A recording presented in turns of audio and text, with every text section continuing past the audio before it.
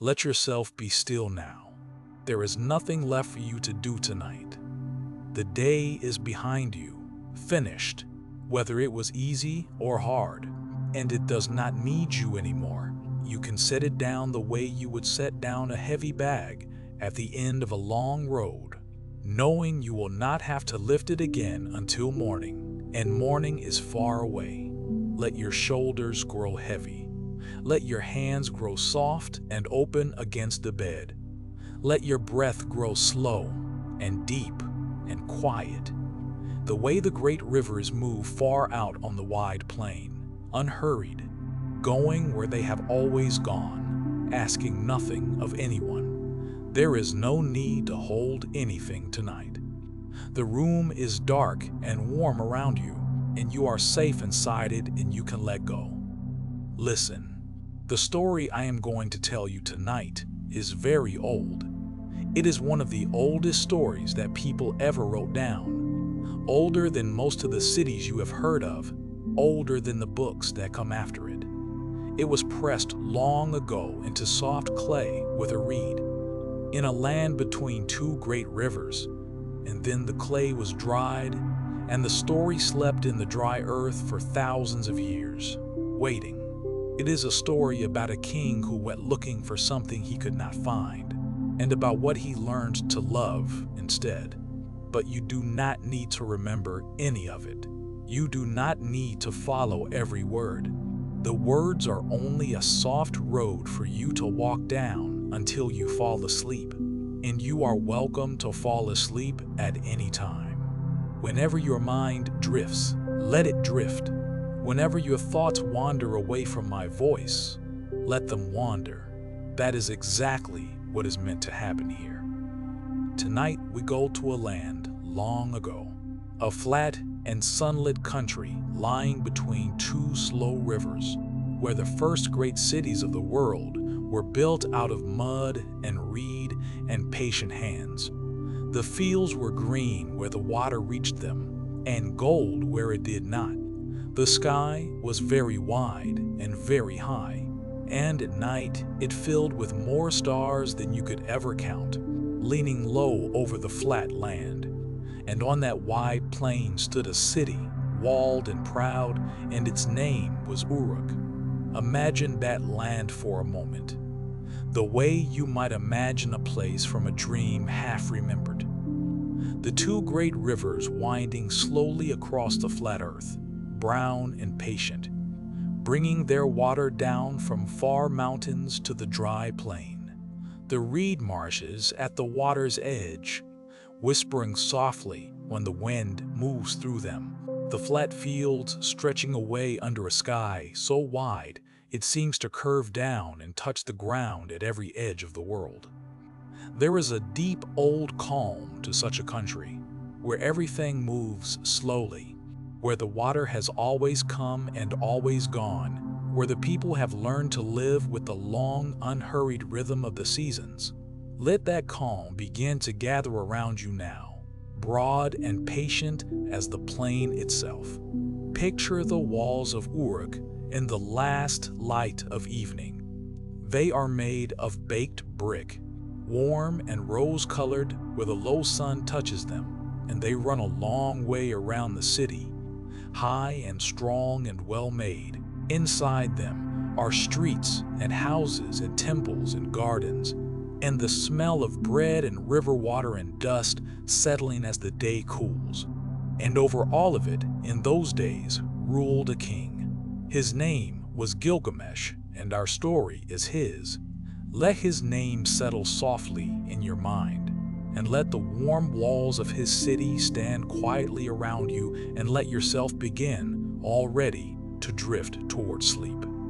Gilgamesh was a great king, and in the beginning he did not know how to be a gentle one. He was strong beyond other men, tall and restless and full of a fierce, bright energy that had nowhere good to go.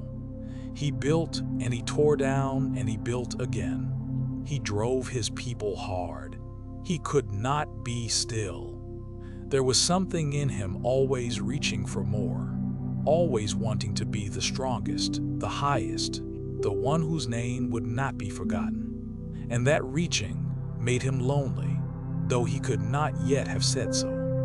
You may know that restlessness a little, the way a king might know it, the feeling of never quite arriving, the feeling that there is always one more thing to win before you can finally sit down.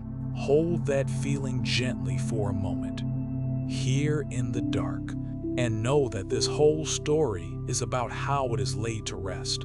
Gilgamesh did not know yet how to rest, but he was going to learn slowly over a long journey, and you can learn it with him tonight, only sooner and more easily, lying here where nothing is asked of you at all. Now, into the life of this restless king, there came a friend, and the friend changed everything. His name was Enkidu. He had come from far out on the wild plains, where he had lived among the animals before he ever knew the ways of cities, and there was a deep, calm strength in him, the strength of grasslands and watering holes and long, quiet nights under the open sky. He was as mighty as Gilgamesh, but his strength was of a different kind, rooted and steady where the king's was bright and reaching. When the two of them first met, the old story says, they wrestled in the streets of Uruk, two great strong men taking each other's measure. They strained against each other, and the dust rolls around them, and neither could throw the other down. And at the end of it, breathing hard, looking into each other's eyes, they did not become enemies. They became friends, the dearest of friends, for each of them had found, at last, someone equal to himself, someone who could stand beside him and understand him. And for the lonely king, this was a treasure greater than any he had ever conquered. After that, they were never apart. Gilgamesh and Enkidu walked the city together and went out from it together. They shared their food and their fire and their long talks late into the night. The fierce restlessness in Gilgamesh grew softer when Enkidu was near, because now there was someone to share the world with, and a thing shared is no longer a thing you have to win alone. They went on adventures together into far places and faced great dangers side by side, and always came home again to the warm walls of Uruk, glad and weary and bound ever closer by all they had seen. Think of the small, ordinary moments that bind two friends together, the ones that matter more than any great deed, the shared bread broken at the end of a long day, the fire kept low against the night while they spoke of everything and nothing, the easy silences, the silences you can only share with someone who knows you, where neither of you needs to fill the quiet with words because the quiet itself is company. They had all of that, Gilgamesh and Enkidu, in the years they walked together, and it softened the king as nothing else ever had. The reaching in him grew quieter. The loneliness for a while was gone. Let yourself feel, just for a little while, the warmth of having someone like that. Someone who knows you all the way through and stays anyway. Someone beside you in the dark. It is one of the good, warm things of this life, and Gilgamesh had it fully for a while. Let that warmth settle over you now, soft as a blanket, as the breath slows and the body grows heavy and the night deepens around the old walls of the city. But nothing in this old story, and nothing in this life, stays unchanged forever. And there came a time when Enkidu grew sick. I will tell this part of the story softly, because it is the sorrow at the heart of the night, and the sorrow is only here so that the long piece of the ending can feel as deep as it does. Stay easy. Nothing in this story can reach you where you lie, warm and safe in the dark. You are only listening, only drifting, and you may let even the sad parts wash over you like a slow river that carries everything gently downstream and away. Enkidu, who had been so strong, who had wrestled the king to a standstill in the streets, lay down one day and could not rise. A sickness came into him that no strength could throw off, and he grew weaker day by day, while Gilgamesh sat beside him and held his hand and could do nothing. The king who had won every contest could not win this one. The strongest man in the world could not lift this weight from his friend. He could only sit and wait, and watch the one he loved most slip slowly away from him into the long dark. And at last, Enkidu died. He closed his eyes and his breath went out of him and did not come back. And the calm-rooted strength of him grew still forever. And Gilgamesh was alone again, more alone than he had ever been before. He had a friend, because now he knew exactly what he had lost. The king's grief was terrible and deep. He would not leave the body. He sat beside his friend for days, refusing to believe it, hoping against all hope that Enkidu might stir, might wake, might come back. He wept as he had never wept. He tore his fine clothes and put off his crown and let his hair grow wild. The great king, the mighty builder, sat in the dust and mourned like the poorest mourner in the land, because grief makes us all the same, kings and shepherds alike, and there is no wall high enough to keep it out. But it was not only sorrow for Enkidu that woke in Gilgamesh as he sat there. It was something colder, and it crept into him slowly, and it would not leave. For the first time in his bright and restless life, looking at the still face of his friend, Gilgamesh understood that he too would die. He, the king, the strongest of men, the builder of walls, he too, one day, would lie down and not rise. He too would close his eyes and have his breath go out of him and not come back. Death, which he had never truly believed in for himself, had walked into his own house and taken the person he loved most. And now it stood waiting, patient for him as well. This terror took hold of him and would not let go. He could not bear it. He could not accept it.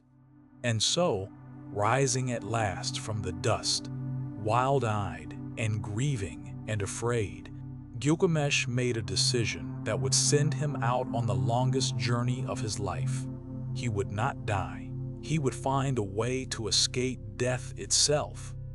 Somewhere, somehow, there must be a secret of living forever, and he would search the whole wide world until he found it. So he turned his back on his city and his throne, and he set out, alone, into the wilderness, to look for the one thing no person had ever found. Let his grief be carried away downstream now, gentle and complete, and let only the quiet remain. You do not have to carry it, you only have to rest and listen as the lonely king begins his long walk toward the edge of the world. So Gilgamesh left Uruk behind, the warm rose walls and the busy streets and the throne that no longer comforted him, and he went out into the wild lands alone. He walked for a long time. He crossed the green fields and then the gold fields and then the empty places beyond all fields, where no one lived and no one farmed, and the only sound was the wind moving over the grass. He wore the skins of animals now, instead of the robes of a king. He let his hair grow long, and his face grow rough. He looked less like a ruler with every day that passed, and more like a wanderer, a wild man, a creature of the open plains, almost the way Enkidu had been when first he came in from the wild. Perhaps, in his grief, Gilgamesh was trying, without knowing it, to to walk back into the world his friend had come from, to follow him even there. He walked by day under the great wide sun, and he lay down by night under the great wide sky, and the stars wheeled slowly over him, the same stars that had leaned over the walls of Uruk, but lonelier now, with no city beneath him and no friend beside him. He was searching, always searching, asking everyone he met and everything he passed the same impossible question: how do I escape death? Where is the one who lives forever? Which way to the secret of living on? For he had heard, in the old tales whispered in his land, of a single man who had not died, far away, beyond every known place, beyond the edge of the maps. There was said to live a man named Utnapishtim, who long ago had survived the great flood that once covered the whole world, and who had been granted, by the gods, the gift of living forever. If anyone in all the world knew the secret Gilgamesh sought, it would be this one ancient survivor. So Utnapishtim became the goal of all his walking. Find Utnapishtim and learn how a man might never die. That was the thought that drove him on, day after day, across the empty wilderness. The journey was very long. Let yourself feel how long without any hurry in it. Day after day of walking, the slow change of the land beneath his feet, plain giving way to scrubland, scrubland giving way to stony hills, hills rising slowly toward distant mountains. He grew thin and weathered and tired in his body. But the thing that drove him did not tire, because it was made of fear and grief, and those do not rest until something teaches them how. He pressed on, ever onward, toward the rim of the world, a small, dark figure walking under an enormous sky, growing smaller and smaller against the great emptiness, until he was hardly more than a moving speck on the wide face of the earth. He passed through lands where no one had ever heard his name. He slept in the open on the bare ground, with a stone for a pillow, and the cold of the night settling over him. And he rose at dawn, stiff and weary, and went on. Lions roamed the high passes, and the old story says that even they did not frighten him now, for a man with such grief in him has little room left for fear. He crossed rivers and climbed ridges and came down into valleys he had no names for, and always the mountains he was making for stood far ahead, never seeming to come nearer. The way a far thing on a wide plain seems to hold its distance no matter how long you walk toward it. But he did not stop. He could not stop. The thing that drove him would not let him rest. And you, who do not have to walk anywhere tonight, who have already arrived exactly where you need to be, can simply watch him go from your warm and resting place. There is a strange comfort in watching another travel so far, while you yourself lie perfectly still. Let his footsteps become slow and steady and endless, a soft rhythm in the back of your mind, one step and then another, carrying him toward the mountains, carrying you down toward sleep. At the far edge of the world, Gilgamesh came at last to a great mountain, taller than any he had ever seen, its twin peaks holding up the sky. This was the mountain through which the sun was said to pass, going down into the earth at evening and rising again at dawn, and within it ran a long, dark tunnel, a passage beneath the mountain through which the sun traveled in the hours of the night. The way through that tunnel was guarded, and it was forbidden to mortal men, for no living person was meant to walk the road the sun walks. But Gilgamesh, weary and grieving, and unwilling to turn back, begged to be let through, and told of his sorrow and his search. And at last, the guardians, seeing the depth of his grief and the strange greatness in him, stood aside and let him enter the mountain. And so the king stepped into the tunnel, into the dark, and began to walk the long road beneath the mountain that no living man had walked before. The dark inside the mountain was complete. Picture it, softly, the way you might picture the inside of your own closed eyes. There was no light at all, not a glimmer, not a star, only the black and the cool stone walls and the sound of his own footsteps and his own breath.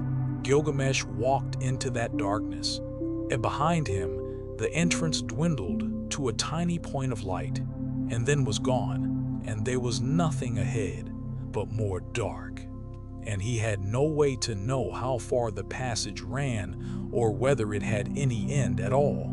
The old story says, the road beneath the mountain was the length of a day's journey of the sun, and that Gilgamesh had to cross it before the dawn came chasing through behind him. So he walked, and he walked, hour after hour, in the perfect dark. For a long while, the tale says, the dark was so total that he could not see ahead of him, and he could not see behind him. And he went on by feeling and by faith alone, putting one foot in front of the other into the black, trusting that the passage would lead somewhere, that the dark would not last forever, that there would be light again on the other side. He counted nothing and measured nothing, for there was nothing to count by.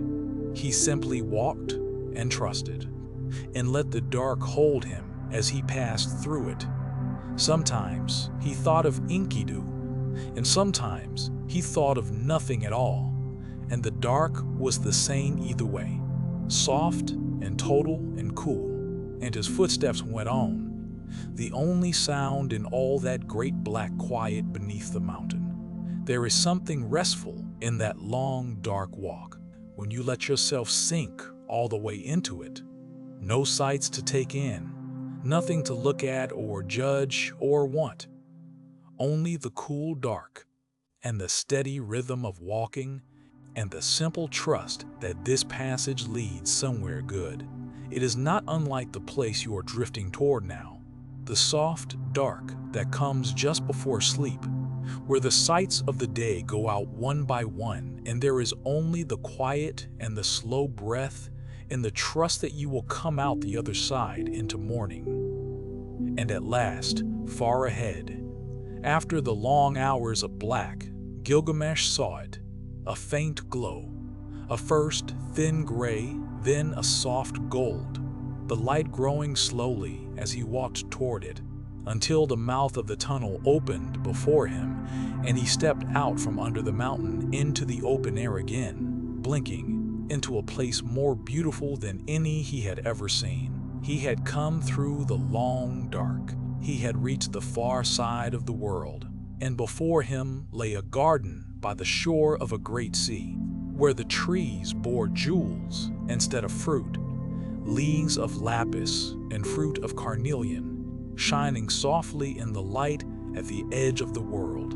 Let him stand a moment in that shining garden, safe out of the dark, and let yourself rest in the knowing that every dark passage opens, in time, into light. The hardest part of his journey is behind him now, and the hardest part of your day is behind you too. There is only softness ahead. In that garden at the edge of the world, by the shore of the great sea, there lived a wise woman named Siduri. She kept a small house there, and she was gentle and watchful, and she had seen many strange things come past her door, but never anything quite like the worn and weathered king who came out from under the mountain with grief in his eyes. When Siduri first saw him coming, thin and wild and dressed in skins, his face burned by sun and hollowed by sorrow, she did not know he was a king at all.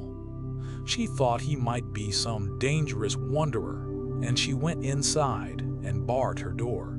But Gilgamesh called out to her and told her who he was, and told her of Enkidu, his friend who had died, and of his long search for the secret of living forever. And as he spoke, his voice broke with the weight of it, and Siduri understood that here was only a man in deep mourning. And she opened her door to him. She gave him a place to sit. She gave him food and drink. And she listened, the way the wise know how to listen, while he poured out all his grief and all his fear. He told her that he could not bear that Enkidu was gone. He told her that he could not bear that he too must die. He told her that he would walk to the ends of the earth and beyond, if only he could find the secret of escaping death, and that he could not rest until he found it. And Siduri, when he had finished, looked at him kindly, and she gave him a piece of counsel that lies quietly at the very heart of this old story.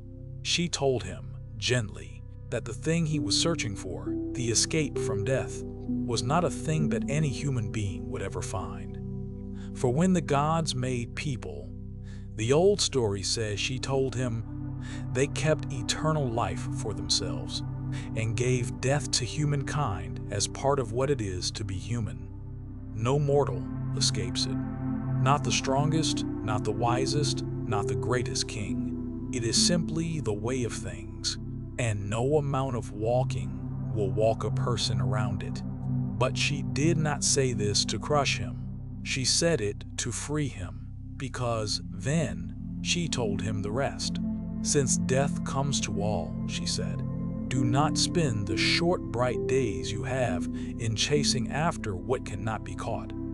Go home, fill your belly with good food, be glad, wear clean clothes and wash yourself, and let your heart be light. Hold close the ones who love you.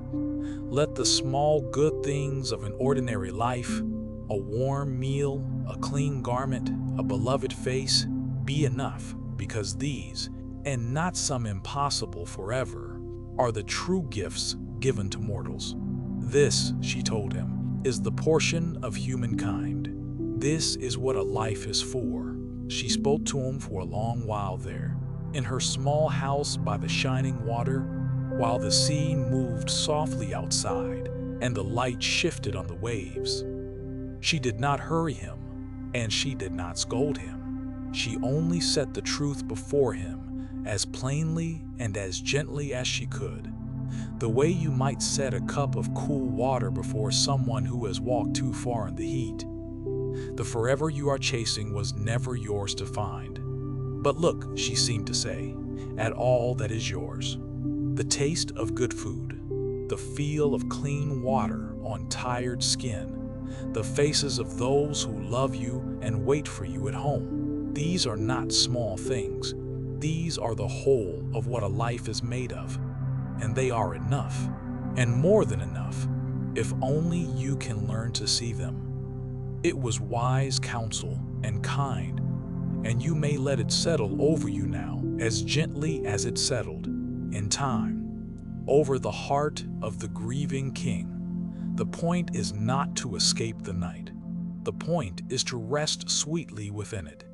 The point is not to live forever. The point is to be glad and warm and at peace in the time you have. But Gilgamesh was not yet ready to hear it. His grief was still too fresh, and his fear still too strong. And so, thanking Siduri for her kindness, he asked her only one thing: which way to Utnapishtim, the one who had lived forever. And she, seeing that he must go on before he could come to rest, told him the way across the waters and let him go. The way to Utnapishtim lay across a wide and terrible sea, and beyond that sea lay the waters of death, dark waters that no living thing could touch and live. To cross them, Gilgamesh needed a ferryman, and at the shore he found one. a quiet boatman named Urshanabi who knew the secret way across. The boatman told him that the crossing could not be made by any ordinary means, for to let so much as a drop of the waters of death touch his hand would be the end of him. They would need long poles, many of them cut from the tall trees, so that Gilgamesh could push the boat forward across the deadly water, using each pole only once, and then letting it go, never letting his hand come near the surface. So Gilgamesh went into the forest and cut the poles, a great many of them, long and straight, and brought them down to the boat. And they set out together across the wide sea toward the far shore where the immortal man lived. For a long time they crossed the open water, and then they came to the waters of death themselves, still and dark and waiting. And here Gilgamesh took up the poles, one after another, and pushed the boat along. He would set a pole against the bottom and push, sending the boat gliding forward, and then he would let that pole go, sliding it away into the dark water so his hand never touched the surface, and take up the next and push again and let it go, and take up another. One pole, one push and release. Another pole, another push and release. Over and over, across the still dark water, using up the poles one by one as the boat slid slowly toward the far shore. There is a soft, hypnotic rhythm in that crossing, and you may let it carry you now, the boat gliding forward over dark still water. The long pole set, the slow steady push, the letting go, and then another, and another, each one used once and then released, never held, never grasped, simply let go into the deep. Set and push and release. Set and push and release. The water perfectly still around the boat. The far shore drawing slowly nearer. The rhythm even and endless and calm. Let the boat carry you a while longer across that still dark water. There is no hurry in the crossing. The shore will come when it comes. Above the boat, the sky is wide and quiet, and below it, the water is deep and still. And between them, the small boat glides on, slow and sure, with the soft sound of each pole sliding into the dark and the gentle forward drift after every push. Nothing alarms the quiet. Nothing breaks the rhythm. There is only the patient work of crossing, one pole at a time, and the far shore drawing slowly, slowly nearer through the dark. There is a quiet teaching folded into that crossing too, if you care to feel it as you drift, though you need not hold it. To cross the deadly water, Gilgamesh had to let each pole go. He could not keep them. He could not grip them and hold on. The only way across was to use a thing and then release it, again and again, holding nothing, grasping at nothing, letting each go in its turn. And is that not a little like the journey he was on, and a little like the lesson waiting for him, and a little like sleep itself? You cannot grasp your way into rest. You let the day go, one thought at a time, one worry at a time, each one set down and released into the dark, until you have glided all the way across into sleep. The poles ran low at last, used up one by one, but they had carried him far enough, and the far shore rose at last out of the dark water. There, on that distant land beyond the waters of death, at the very edge of everything, stood an old man, watching the strange boat come in. It was Utnapishtim, the one who had survived the flood, the one who had been granted life without end. Gilgamesh had crossed the dark water. He had reached, at the end of all his walking, the one man in the world who had never died. Utnapishtim looked at the worn and grieving king who had crossed the waters of death to reach him, and he asked him gently why he had come so far and worn himself so thin. And Gilgamesh told him everything: the death of Enkidu, the terror that had taken hold of him, the long search for the secret of never dying. And then he asked the old man the question he had carried across the whole world: how did you escape death? How can I, like you, live forever? And Utnapishtim told him kindly that he had misunderstood.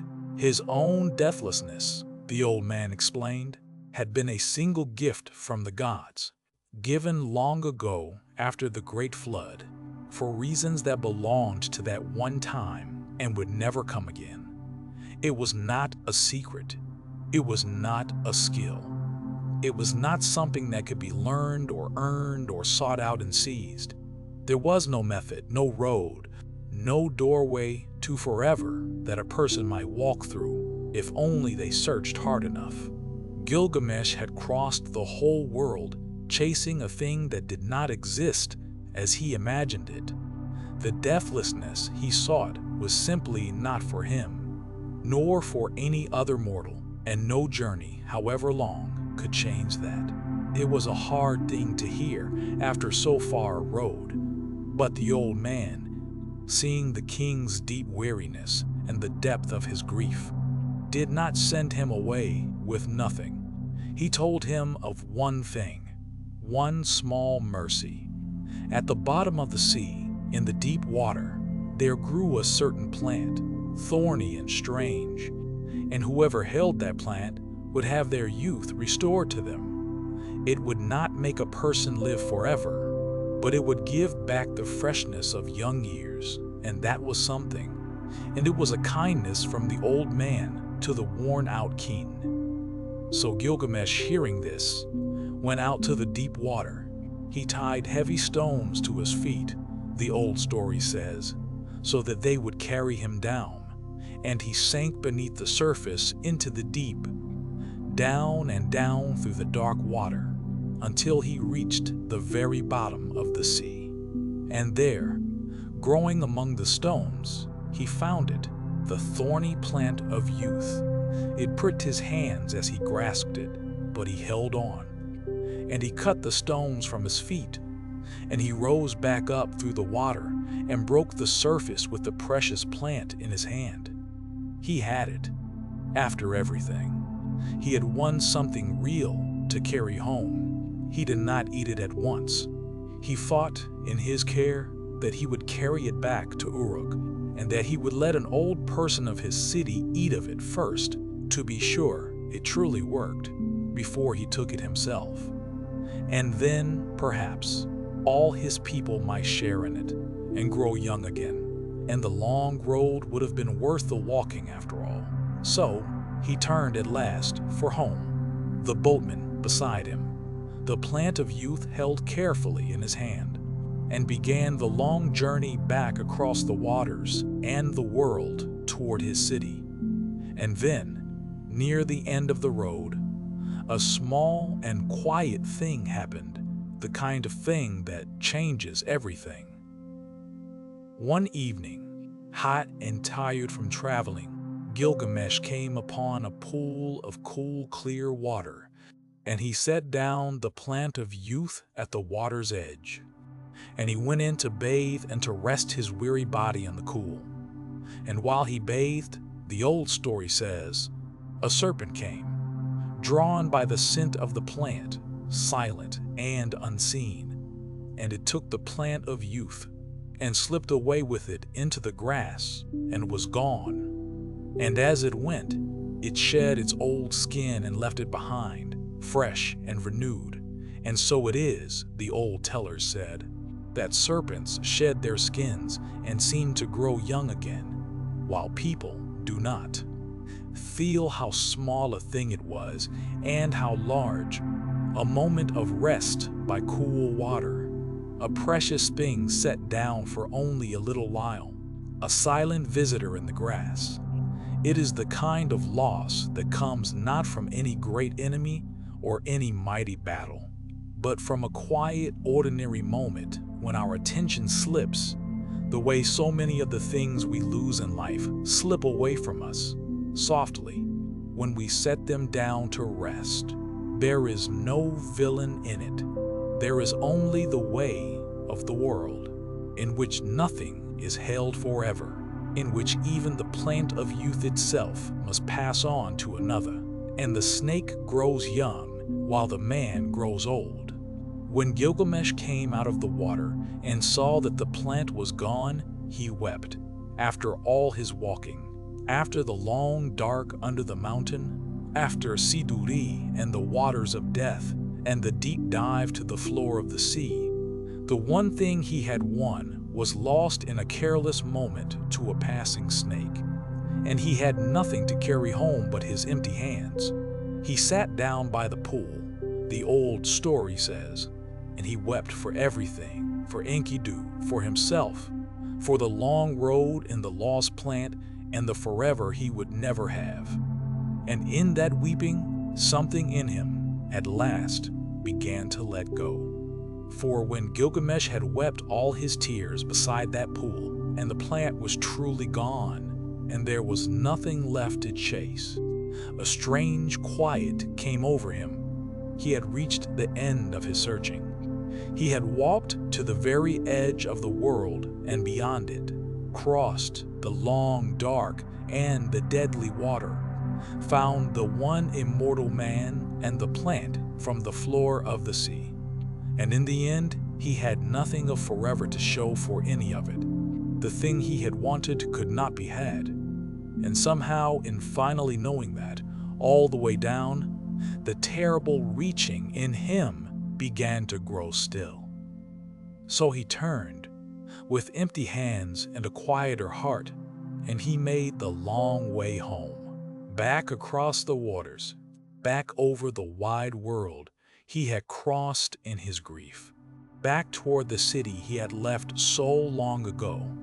And the journey home, the old story tells us, was different from the journey out, because the man making it was different. He no longer walked in terror, fleeing death. He walked simply, steadily, going home. A tired traveler at the end of a long road, ready at last to arrive. And one evening, as the sun went low and turned the world to gold, Gilgamesh came once more within sight of Uruk, his own city, with its great walls rising rose-colored in the last warm light. And he stopped, and he looked at the walls, and he saw them, truly saw them, perhaps for the first time, the strong, baked brick, well-laid and enduring, the wide ring of them around the city he loved, the streets and the temples and the gardens within, and the people, his people, going about their evening in the soft light, lighting their lamps, sharing their bread, calling to one another across the dusk, and a deep peace came over him, looking at it all. He had gone to the ends of the earth to escape death, and had not escaped it, because no one can. But here was a different kind of lasting, one he had been too restless to see before he left. These walls would stand long after he was gone. The city would go on. The work of his hands, the things he had built, the good he might still do, the people he loved and who loved him, all of this would remain. And his name would live on in it, not forever, but long, carried gently forward by those who came after. This was the only forever that mortals are given. And he saw now that it was enough. It was more than enough. It was good. He went in through the gates of Uruk, and he laid down the wild skins and the long road, and he took up his life again, his ordinary, mortal, beautiful life.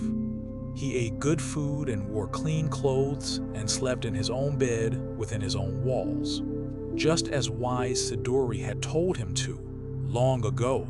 By the shining sea, he ruled his people with a gentler hand now, For he had learned what grief teaches and what the long road teaches, that the days are few and precious, and not to be wasted in chasing what cannot be caught. And when, in the fullness of time, his own last evening came, as it comes to all, the old tellers say he met it not with terror, but with a kind of peace, having made his peace with being a man, having found his rest at last within the good, strong walls of the life he had built. And there is the gift this old story has been carrying toward you all along, soft and quiet, and you do not have to hold it, only let it warm you as you sink toward sleep. You do not have to escape the night. You do not have to win against the dark. You do not have to chase forever or grasp at what cannot be kept. The whole long journey of the restless king led only here, to the simple wisdom of coming home, eating your bread, loving your people, and lying down to rest with a quiet heart. Rest is not the thing to be feared. Rest is the gift at the end of the road. The reaching can stop now. The searching can stop now. You are already home, inside your own warm walls, and there is nothing left to find. So let your breath go slow and deep, the way the great rivers move across the wide plain. Let your body grow heavy and still, the way the old walls of Uruk grew still in the gold evening light. The long road is behind you. The dark passage is crossed. The deep water is crossed. There is nothing more to search for, and nothing more to win, and nothing at all that is asked of you now. The lamps of the city are lit. The bread is shared. The walls are strong, and they will hold through the night. You are held, as the king came at last to be held, safe inside a story older than the cities, and you can let go all the way, down past the last thin edge of waking, into the warm and quiet dark. Sleep now. The road is walked, the walls will hold. Good night.